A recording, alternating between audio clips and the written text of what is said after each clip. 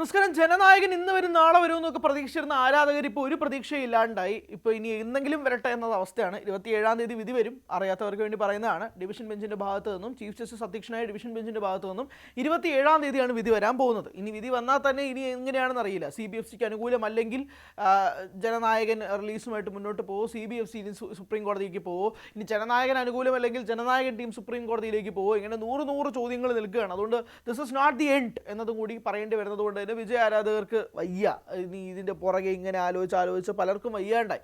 അപ്പോൾ അങ്ങനെ നിൽക്കുമ്പോഴാണ് നമുക്കൊരു പ്രൊഡക്ഷൻ കമ്പനിയെ പറ്റി സംസാരിക്കാനുള്ളത്, വിച്ച് ഇസ് KVN പ്രൊഡക്ഷൻസ്. ആരാണ് KVN പ്രൊഡക്ഷൻസ് എന്നൊരു ചോദ്യവും വളരെ ശക്തമായിട്ട് തന്നെ നമുക്ക് സംസാരിക്കേണ്ടതുണ്ട്. കാരണം അവരാദ്യം ചെയ്യുന്ന ഒരു ബ്രഹ്മാണ്ഡ സിനിമ എന്ന് പറയുന്നത് ജനനായകനാണ്. തമിഴ്നാട്ടിൽ അവർ പ്രൊഡ്യൂസ് ചെയ്യുന്ന ആദ്യത്തെ സിനിമ ജനനായകനാണ്.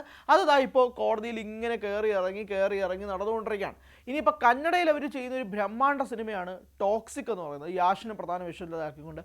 അതാവട്ടെ അതിൻ്റെ ടീസർ സ്ത്രീവിരുദ്ധതയാണെന്ന് പറഞ്ഞുകൊണ്ട് വനിതാ കമ്മീഷൻ കേസ് കൊടുത്ത് ഫയൽ ചെയ്തു. അതിൻ്റെ പിന്നാലെ വേറൊരു ഓട്ടവും കൂടിയാണ് KVN പ്രൊഡക്ഷൻസ്. അതിനിടയിൽ മലയാളത്തിലെ ബാലൻ എന്നൊരു സിനിമ അവർ നിർമ്മിക്കുന്നുണ്ട്. ചിദംബരമാണ് ആ ചിത്രം സംവിധാനം ചെയ്യുന്നത്. മഞ്ഞുമൽ ബോയ്സിൻ്റെ ഒരു ഓളം തന്നെയാണ് ആ ഒരു ചിത്രം നിർമ്മിക്കാനുള്ള ഒരു പ്രേരണയായിട്ട് KVN മാറ്റിയത്.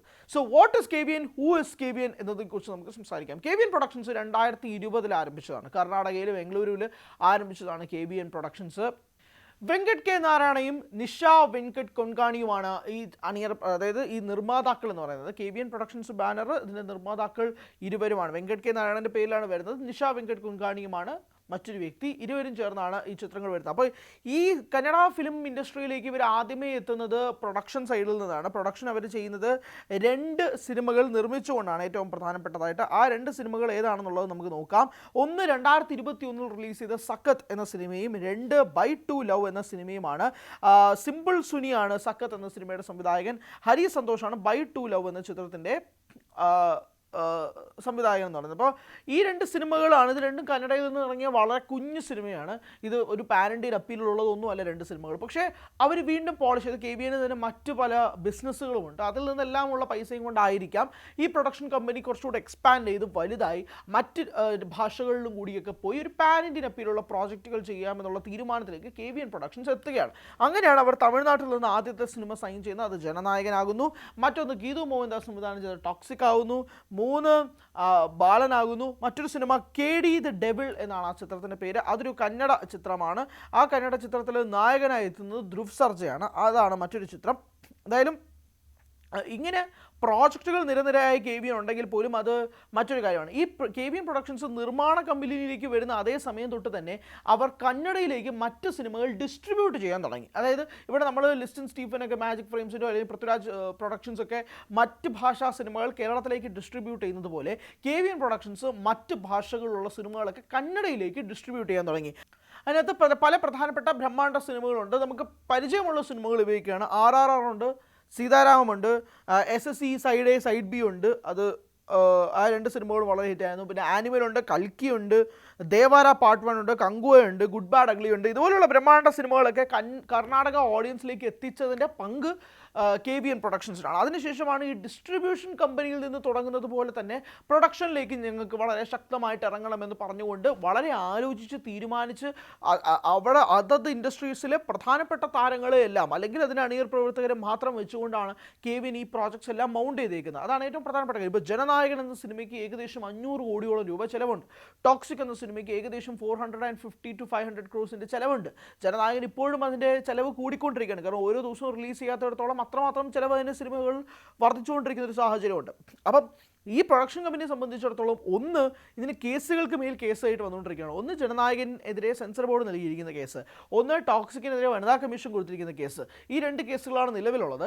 ജനനായകന് പിന്നാലെ ഇനിയും കേസുകൾ വരും. കാരണം അതിൻ്റെ OTT പാർട്ണറായ Amazon prime Jananayakan ടീമിനെതിരെ case കൊടുക്കാൻ വേണ്ടി ഒരുങ്ങുകയാണ്. കാരണം അവരുടെ കരാർ തെറ്റിക്കുക അല്ലെങ്കിൽ എന്തുകൊണ്ട് നിങ്ങൾ പറഞ്ഞ ദിവസം റിലീസ് ചെയ്തില്ല എന്നുള്ള ചോദ്യങ്ങളൊക്കെ സ്വാഭാവികമായിട്ട് OTT ടീമിൽ നിന്നും വരും. കാരണം ഒരു റെക്കോർഡായിട്ടുള്ള ഏകദേശം 125 crores ആണെന്നാണ് തോന്നുന്നത്. റിപ്പോർട്ടുകൾ പ്രകാരം അങ്ങനെയാണ്. 125 കോടിയോളം രൂപ മുടക്കിയിട്ടാണ് ആമസോൺ പ്രൈം ജനനായകനെ വാങ്ങിച്ചിരിക്കുന്നത്. കാരണം വിജയുടെ അവസാനത്തെ സിനിമയാണ്. അതിനോളം വലിയ ഹൈപ്പ് തമിഴ്നാട് പ്രേക്ഷകർക്ക് വേറെ വേണ്ട. അപ്പോൾ ഒ ടി ടിയും അതനുസരിച്ചാണ് സെല്ല് ചെയ്തിരിക്കുന്നത്. 125 കോടി രൂപയ്ക്കാണ് ഈ ചിത്രം ഒ ടി ടിക്കാർ സ്വന്തമാക്കിയിരിക്കുന്നത്, which is a big amount. തമിഴ്നാട്ടിൽ തന്നെ ഇതുവരെ ഒരു സിനിമയും ഇതുപോലെ പ്രീ ബിസിനസ് ഒ ടി ടിയുടെ ഭാഗത്തൊന്നും ഉണ്ടായിട്ടില്ല. അപ്പോൾ അതുകൊണ്ട് തന്നെ അവരും കോടതി കയറാനുള്ള സാധ്യതയുണ്ട്. അതുകൊണ്ട് ജനനായകൻ്റെ കുരുക്ക് ഇങ്ങനെയൊന്നും അവസാനിക്കുമെന്ന് തോന്നുന്നില്ല. റിലീസിന് വേണ്ടി കാത്തിരിക്കുന്ന പ്രേക്ഷകർ ഇനിയും കുറച്ച് സമയം വെയിറ്റ് ചെയ്യേണ്ടി വരും. ഇനി എങ്ങനെയാണെന്ന് അറിയില്ല. അതിനിടയിൽ ഇലക്ഷൻ കമ്മീഷൻ ഇനി എങ്ങാനും തീയതി പ്രഖ്യാപിച്ചാൽ പിന്നെ എല്ലാം ഗുദാഹവ. അതാണ് അവസ്ഥ. അപ്പോൾ അങ്ങനെ നിൽക്കുന്നൊരു സാഹചര്യത്തിൽ what is KBN productions about to do, എന്താണ് അവർ ചെയ്യാൻ പോകുന്നത്? ഇപ്പോൾ വെങ്കട്ട് കെ നാരായണനെ പലർക്കും അറിയായിരിക്കാം. കാരണം ഈ കോടതിയും കേസുമായി ബന്ധപ്പെട്ടതിന് ശേഷം വെങ്കട്ട് കെ നാരായണ KBN പ്രൊഡക്ഷൻസിൻ്റെ യൂട്യൂബ് ചാനൽ ഒരു വീഡിയോ ചെയ്തിരുന്നു. ഞങ്ങളുടെ കൈവിട്ട് പോയിരിക്കുന്ന കേസാണ്, അതുകൊണ്ട് 9-ാം തീയതി സിനിമ എത്താൻ പറ്റാത്തതിൻ്റെ ദുഃഖം ഞങ്ങൾ അറിയിക്കുന്നു, ഞങ്ങൾ എല്ലാ ആരാധകരോടും ഞങ്ങളുടെ വിഷമം പറയുകയാണെന്നൊക്കെ പറഞ്ഞിട്ടൊരു വീഡിയോ ചെയ്ത ആ വ്യക്തിയാണ് വെങ്കട്ട് കെ നാരായണ. അദ്ദേഹമാണ് KBN പ്രൊഡക്ഷൻസിൻ്റെ നിർമ്മാതാവ്, അതായത് ആ ബാനറിൻ്റെ ഏറ്റവും പ്രധാനപ്പെട്ട നിർമ്മാതാവ് എന്ന് പറയാം. അപ്പോൾ KBN ഇനി മലയാളത്തിലേക്കും സ്റ്റെപ്പ് ഇൻ ചെയ്തിട്ടുണ്ട്. ബാലൻ എന്നാണ് സിനിമ പേര്. ചിദംബരത്തിൻ്റെ പടമായതുകൊണ്ട് തന്നെ വലിയ എക്സ്പെക്റ്റേഷൻസ് ആരാധകരുടെ ഭാഗത്തു നിന്നും ഉണ്ട് താൻ. എന്നാൽ ബ്രഹ്മാണ്ഡമായി ഇറക്കി വെച്ചിരിക്കുന്ന ഈ 2 പ്രോജക്റ്റുകളും വളരെ വലിയൊരു ബുദ്ധിമുട്ടിൽ നിൽക്കുന്ന ഒരു സാഹചര്യവും കൂടിയുണ്ട്.